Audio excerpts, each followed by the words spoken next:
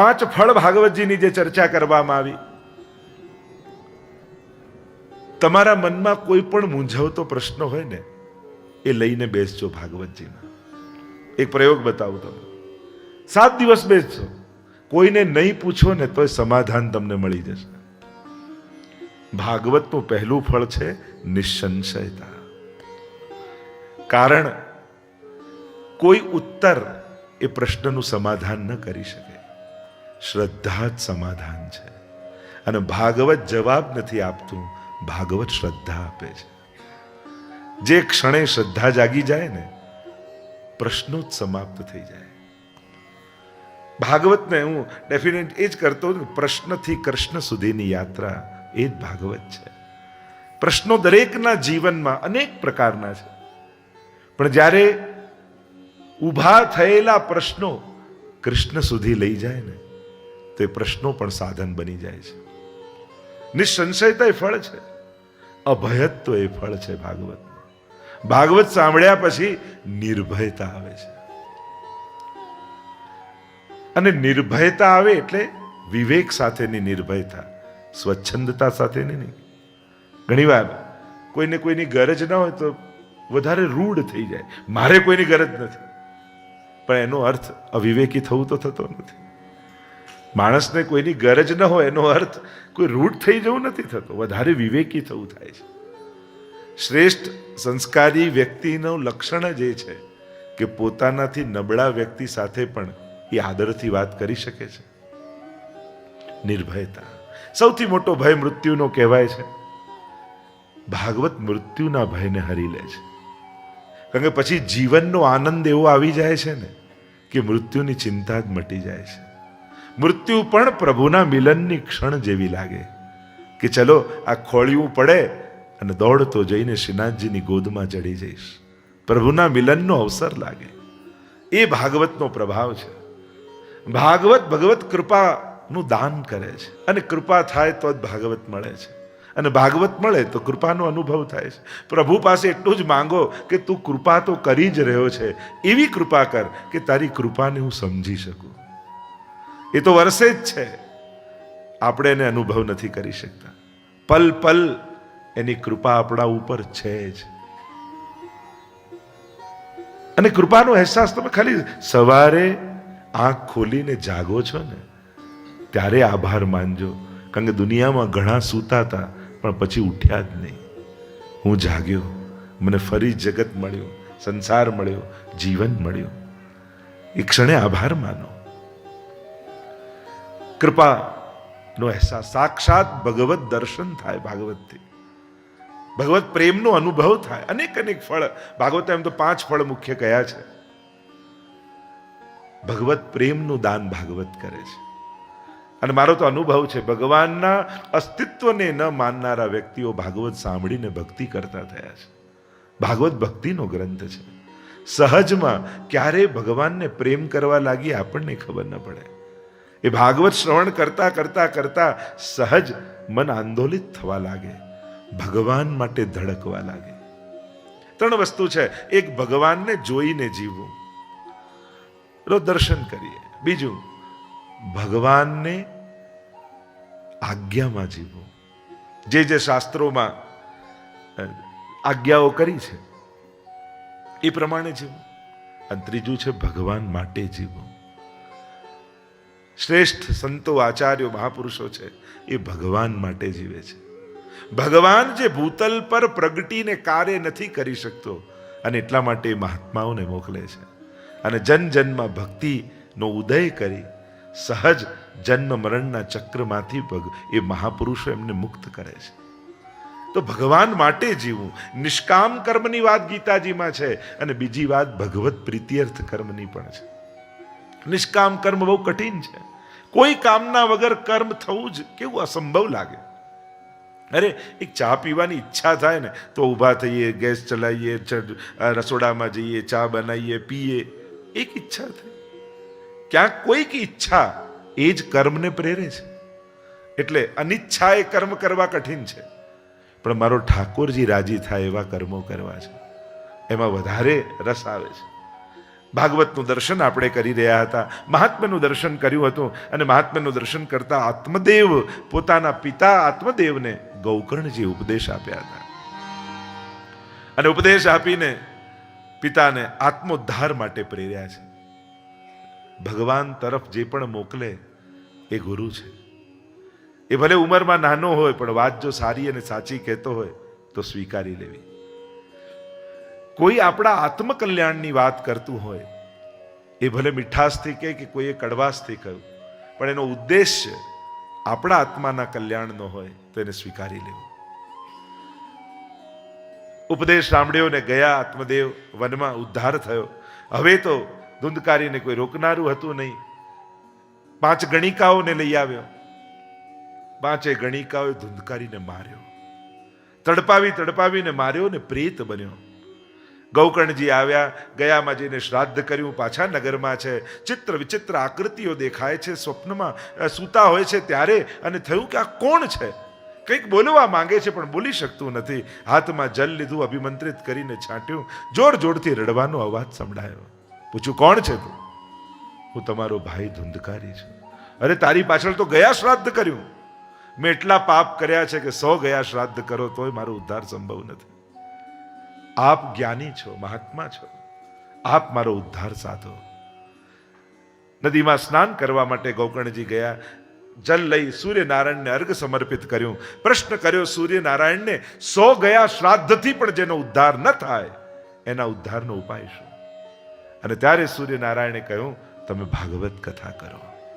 આ કથાનો એ પ્રભાવ છે, ગમે તેવો પાપી જીવ કેમ ન હોય, આ કથાના શ્રવણ માત્રથી એ નિશ્ચલ બની જાય છે, એ વિશુદ્ધ બની જાય છે, પાપમાંથી મુક્ત બને છે, પ્રેત જેવી યોનિમાંથી મુક્ત કરે છે. ગૌકર્ણજી સ્વયં કથા કરવા માટે બિરાજ્યા. સમસ્ત નગરવાસીઓને શ્રવણ કરવા માટે બોલાવ્યા. જો કથામાં જેટલા લોકો સાંભળી જાય એટલું પુણ્ય વધારે. તમે પાણીની પરબ ખોલો ને જેટલા પાણી પી જાય એટલું પુણ્ય વધારે. એમ કથા બેસાડો અને જેટલા લોકો સાંભળી જાય એટલું પુણ્ય વધારે. આ તો ભગવત રસનું પાન કરાવવાની પરબ છે. જેટલા લોકો આનું પાન કરીને પોતાના જીવનને કૃતાર્થ કરી જાય એનું પુણ્ય બેસાડનારને મળે જ છે. શ્રવણ કર્યું. ધુંધકારી આવ્યો અને વાયુ રૂપ હતો, પ્રેત રૂપ હતો, બેસવાની કોઈ જગ્યા નહીં. 7 ગાંઠનો વાંસ પડ્યો હતો, એમાં આવીને બેસી ગયો. રોજ એક કથા પૂર્ણ થાય, દિવસ પૂરો થાય ને એક વાંસની એક ગાંઠ ફાટે. વાસનાઓ જ વાંસ છે ને, આપણા બધાની ભીતર આ વાંસ છે. કામ, ક્રોધ, લોભ, ઈર્ષા, દ્વેષ, મત્સર, આ 7 ગાંઠનો વાંસ આપણા બધાની ભીતર છે. અને ભાગવત સાંભળ્યા પછી આ વાંસ ફાટે છે, અને ફાટવો જોઈએ. ભાગવત સાંભળ્યા પછી યા કંઈક લઈને જજો, યા કંઈક મૂકીને જજો, યા કોઈ સદવિચારને જીવનનો મંત્ર બાંધી લેજો, અને યા મનમાં રહેલા કોઈ દુર્ભાવને મૂકીને જજો. આ બંનેમાંથી કોઈ એક કાર્ય ચોક્કસ કરજો. 7 દિવસ ઉદ્ધાર થયો ધુંધકારીનો. આકાશમાંથી વિમાન આવ્યા, અને જ્યાં વિમાનમાં બેસવા માટે ધુંધકારી જાય, ગૌકર્ણજી અવાજ લગાવ્યો, ઉભા રહો. કથા તો બધાએ સાંભળી છે, પછી વિમાન કેવલ ધુંધકારી માટે જ કેમ? ત્યારે વિષ્ણુ દૂતોએ સુંદર ઉત્તર આપતા કહ્યું, શ્રવણસ્ય વિભેદેન ફલભેદો અત્ર સંસ્થિતઃ. શ્રવણના ભેદથી ફલભેદ થયો છે. અદૃઢમ ચ હતમ જ્ઞાનમ પ્રમાદેન હતમ શ્રુતમ સંદિગ્ધો હિ હતો મંત્ર વ્યગ્રચિતો હતો જપ. અદૃઢમ દ્રઢ કરવામાં ના આવે તો જ્ઞાનનો નાશ થાય. પ્રમાદથી કરેલા શ્રવણનો નાશ થાય. મંત્રમાં સંશય રાખવાથી મંત્રનો નાશ થાય. કથા બધાએ સાંભળી તો છે, પણ જે રીતે ધુંધકારીએ સાંભળી છે એ રીતે કોઈ નથી સાંભળી. એણે શ્રવણ કર્યું, મનન કર્યું ને નિધિધ્યાસન કર્યું છે. કથા સફળ ક્યારે થાય સમજાવતા બોલ્યા, વિશ્વાસો ગુરુવાક્યેષુ સ્વસ્મિન દીનત્વ ભાવના મનોદોષ જયશ્ચૈવ કથાયામ નિશ્ચલામતી. વિશ્વાસો ગુરુવાક્યેષુ.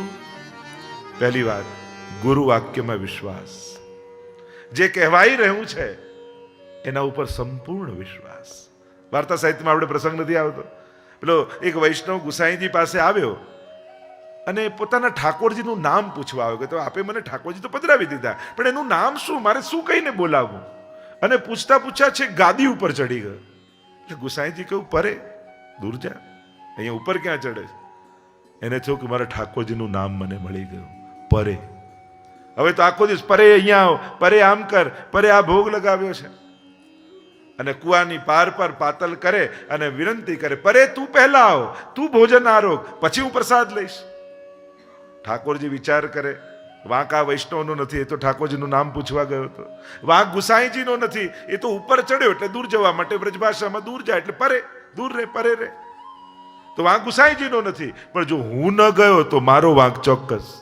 અને પરે નામથી ઠાકોરજી નજીક આવી ગયા. પરેનો અર્થ થાય દૂર, પણ એ દૂરના નામથી પણ કારણ શું? ગુરુના મુખમાંથી નીકળેલા શબ્દ ઉપર વિશ્વાસ છે. વિશ્વાસો ગુરુ વાક્યેશુ સ્વસ્મિન દીનત્વ ભાવના. જ્યારે પણ કથામાં, મંદિરમાં, હવેલીમાં ઠાકોરજી પાસે બેસો, દૈન્ય ભાવનાથી બેસો. સંસારના સામર્થ્યોને યાદ કરી શ્રીજી પાસે ક્યારે નહીં જવું. સંસારમાં આપણે જે સામર્થ્ય મેળવવું હોય, ગમે તેટલું મોટું પદ હોય, ગમે તેટલી મોટી સત્તા હોય, ગમે તેટલા મોટા માણસ હોઈએ, પણ પ્રભુ આગળ જ્યારે જાઓ ત્યારે દાસ બનીને બેસજો, અને તો જ કંઈક પ્રાપ્ત કરીને આવીશું. પ્રભુ પાસે લૌકિક સામર્થ્ય જે બતાવે છે એનાથી મોટું મૂર્ખ વ્યક્તિ કોઈ નથી. પ્રભુ આગળ એ સામર્થ્યની શું કિંમત? અરે અહીંયાથી તમે લંડન જાઓ તો સીલિંગની કઈ કિંમત કેટલી ઘટી જાય છે. અરે અહીંયાથી કદાચ ચંદ્ર ઉપર જાઓ તો કોઈ બી ડોલર, સીલિંગ, પાઉન્ડ કંઈ પણ ચાલે. તો ભગવાન પાસે શું કિંમત? જે લક્ષ્મી જેના ચરણોમાં હોય, જે સર્વોચ્ચ ઈશ્વર પદે બિરાજમાન છે, એની આગળ સંસારના પદોની શું કિંમત? જ્યારે પણ સેવામાં જાઓ, પ્રભુની સન્મુખ બેઠા હો, કથામાં બેઠા હો, ત્યારે સંસારના પોતાના સામર્થ્યનું વિસ્મરણ કરીને બેસો. હું હરિનો દાસ છું, પ્રભુ મારા પર કૃપા કરી મને પોતાની સન્મુખ બેસાડ્યો છે. લૌકિકમાં સ્વામી બનવામાં સફળતા છે, અલૌકિકમાં દાસ બનવામાં સફળતા છે. અને દાસપણું બહુ કઠિન છે. આવું ભક્તિ માર્ગની સર્વોચ્ચ સિદ્ધિ એ દાસપણામાં છે. હું કૃષ્ણનો દાસ છું. આ જો ભાવ સતત બન્યો રહે તો કોઈ સંસારનું સામર્થ્ય નડતર રૂપ ન થાય. શેઠ પુરુષોત્તમદાસની વાર્તા આપણે ત્યાં આવે છે. આટલા મોટા એ સમયના મોટા માણસ, પણ ઠાકોરજીની સેવા કરે તો ગાગર પોતે લઈને જાય, ગાયોની જાતે સેવા કરે. આવો ભાવ પ્રભુ દીનતાથી રીઝે છે. નહીં સાધન સંપત્ત્યા હરિતુષ્યતિ કશ્યચિત ભક્તાનામ દૈન્યમે વૈકમ હરિતોષણ સાધનમ. દીનતા જ પ્રભુને પ્રસન્ન કરવાનું સાધન છે. એટલે આપણી દીનતા જ આપણી ભક્તિ માર્ગીય સફળતા છે. સહજમાં દીનતા હોય. અહીંયા કહ્યું વિશ્વાસો ગુરુ વાક્યેશુ સ્વસ્મિન દીનત્વ ભાવના મનોદોષ જયશ્ચૈવ. મનના દોષોને જીતીને બેસો. કામ, ક્રોધ, લોભ, ઈર્ષા, દ્વેષ, મનના ઘણા બધા રોગો છે, અને આ રોગ દરેકના મનમાં કોઈ ને કોઈ પ્રકારે લાગેલો છે. અને પછી તકલીફ એ મનના રોગો આપણને દેખાય નહીં અને બીજા બતાવે, ગમે નહીં. એને કાઢવા કઈ રીતે? શરીરના રોગો માટે તો કોઈ પૂછે તો ગમે ખરા.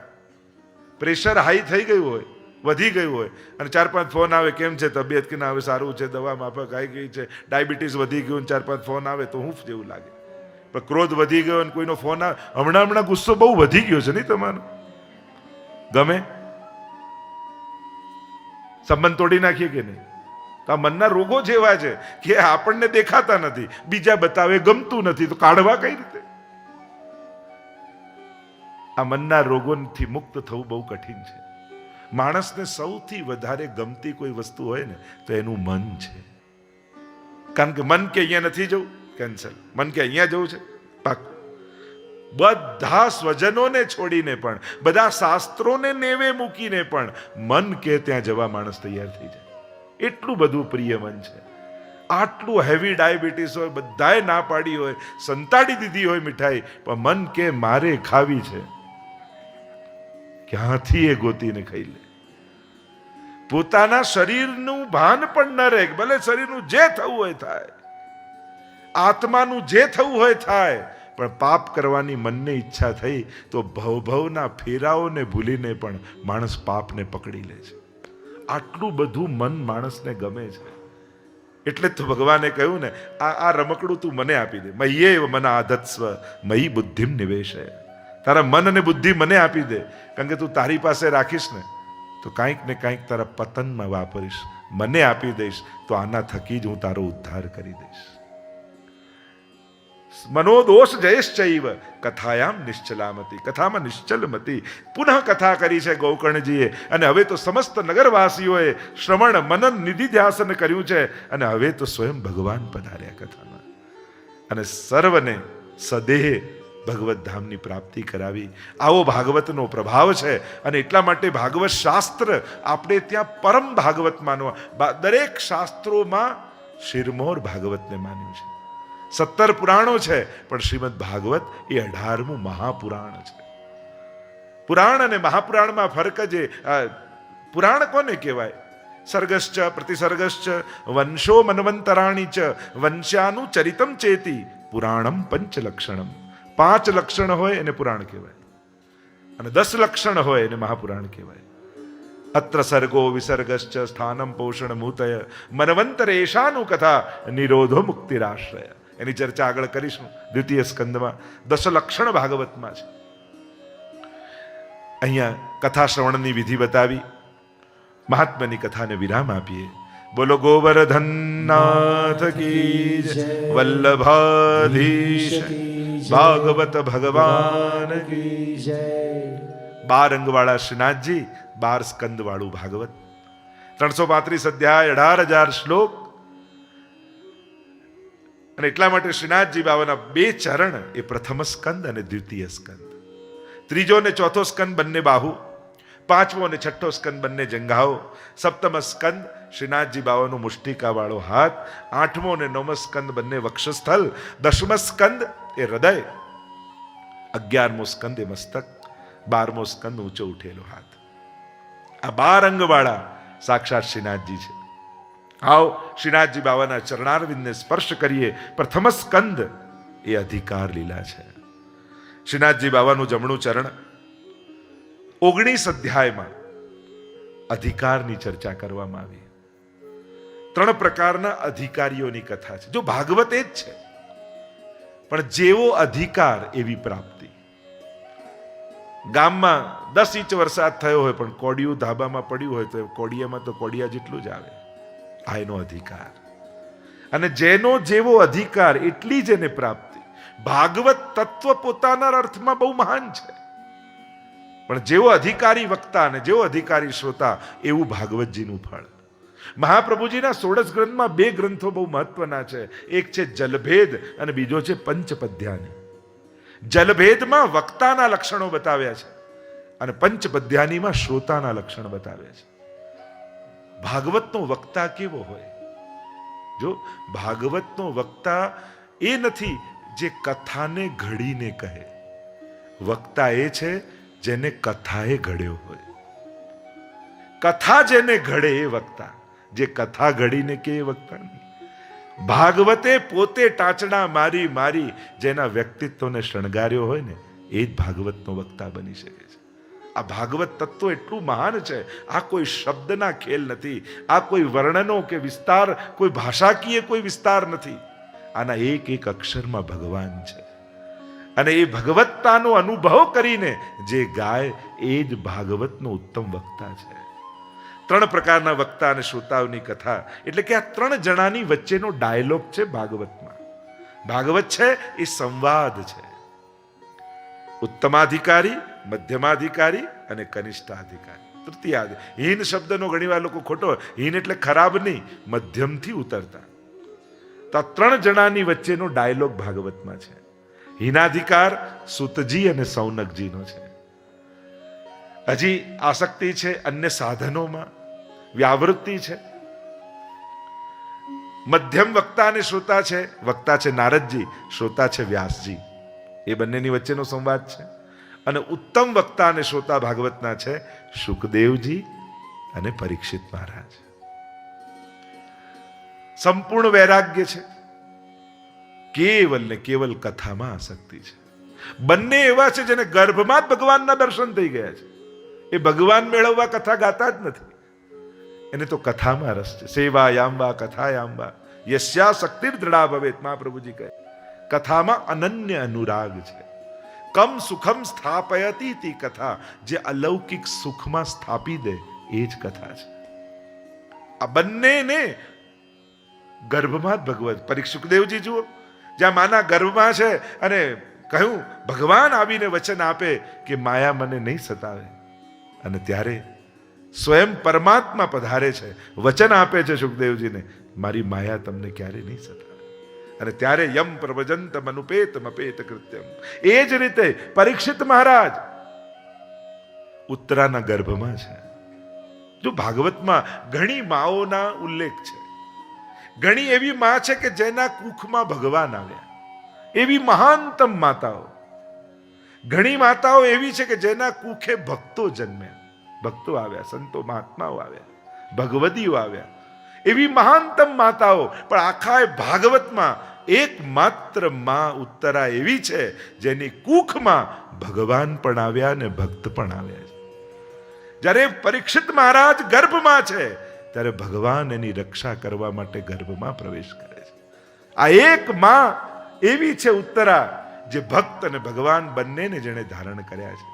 અને એવી માતાના કુકે જ્યારે જન્મે છે. નહીં તો પરીક્ષિત મહારાજે કયું એવું પુણ્ય કર્યું કે એમને ભાગવત મળે?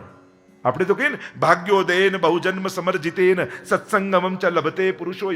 મહદ ભાગ્યનો ઉદય થાય ત્યારે ભાગવત મળે. પરીક્ષિત મહારાજે કયું એવું સત્કર્મ કર્યું? ઉલટાનું પાપ કર્યો, અપરાધ કર્યો.